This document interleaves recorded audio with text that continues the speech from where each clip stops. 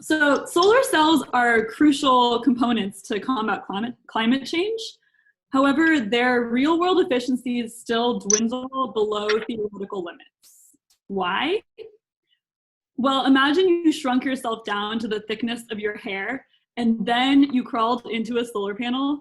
You would see that there are layers of materials stacked together like a sandwich. Maybe you've heard of silicon solar cells. So silicon is an absorber layer that absorbs sunlight and converts it to electricity. It's also where Silicon Valley got its name. And so historically, absorbers in solar cells, like silicon, absorbers get all the hype.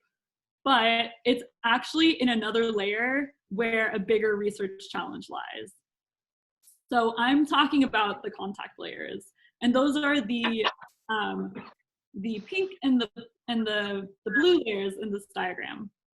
And even with a perfect absorber that converts all sunlight to electricity, if the electricity can't go anywhere, then all the energy is lost as heat instead of powering our world.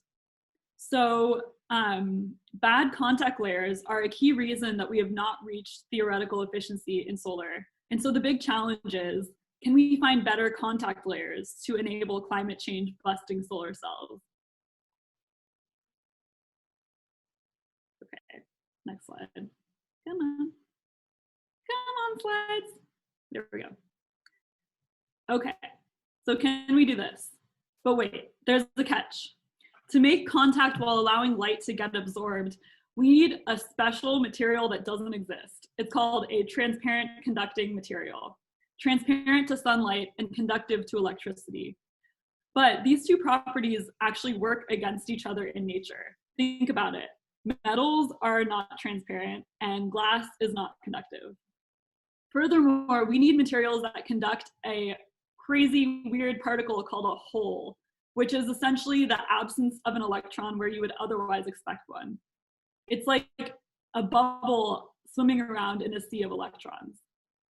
But physics makes transparent hole conducting materials way trickier than electron conductors. In fact, there are 0 today that have good enough properties for solar applications. So what can we do? My hypothesis is that there are indeed materials that exist with such functionality. We just haven't looked in the right places yet.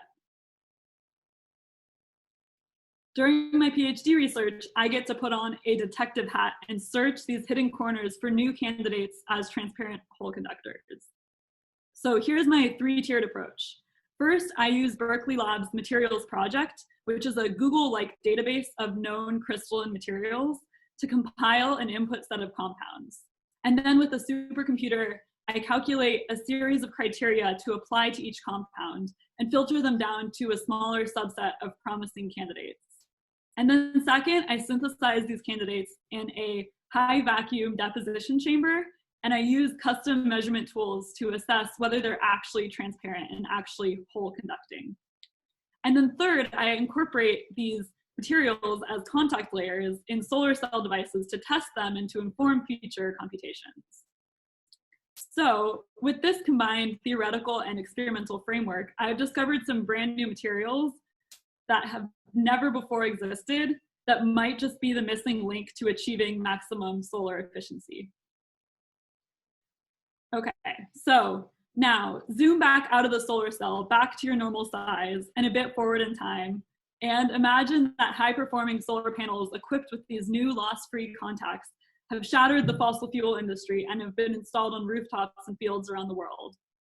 With clever contacts at the core of a connected renewable electricity grid, sun-powered charges can now flow freely out of solar cells and society can flow freely away from the climate crisis. The end.